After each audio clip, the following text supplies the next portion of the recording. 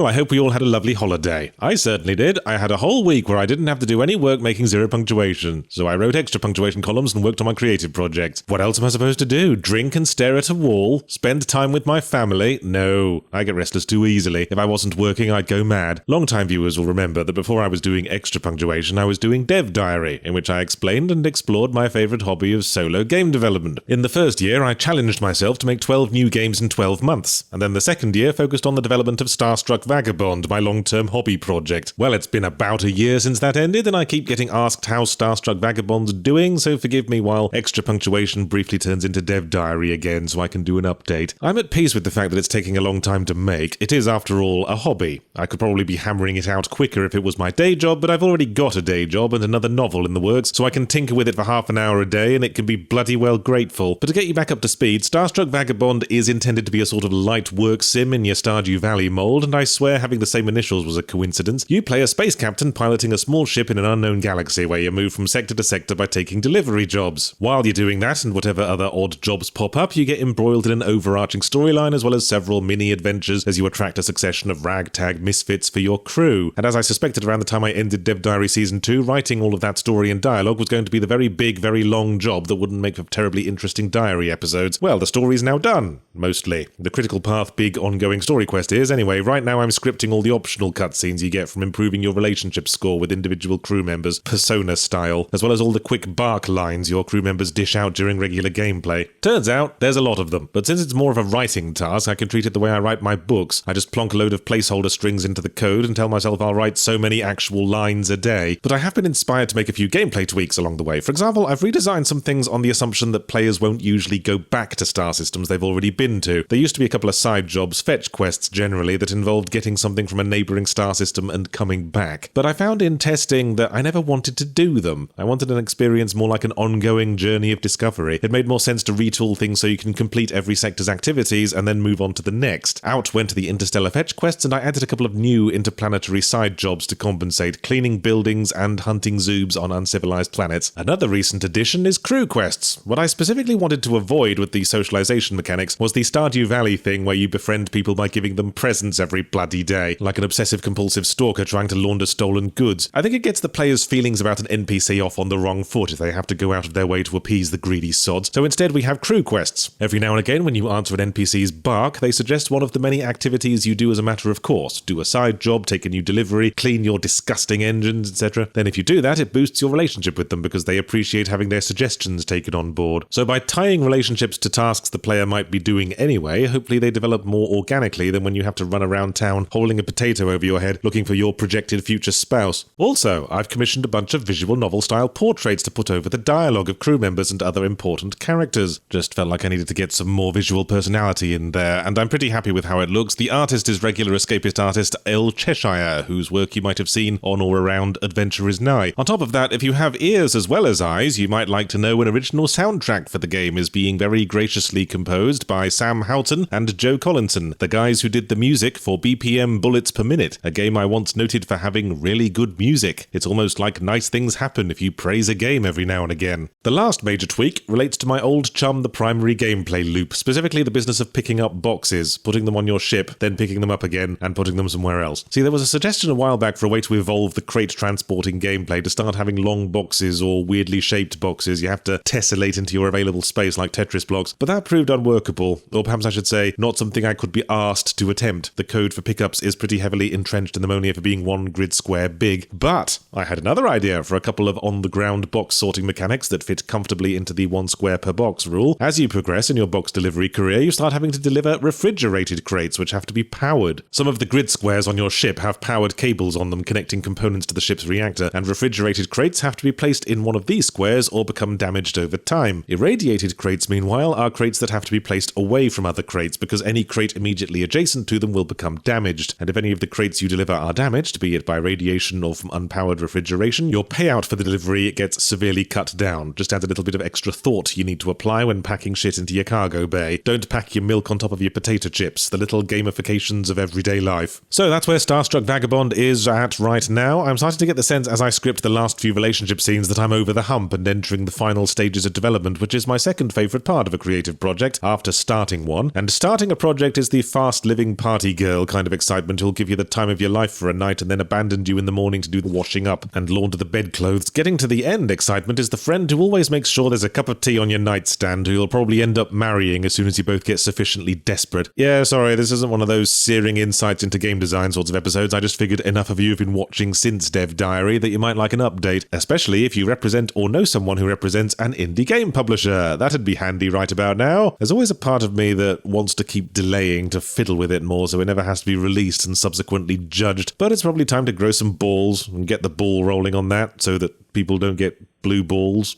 Christ, English is a ball-centric language.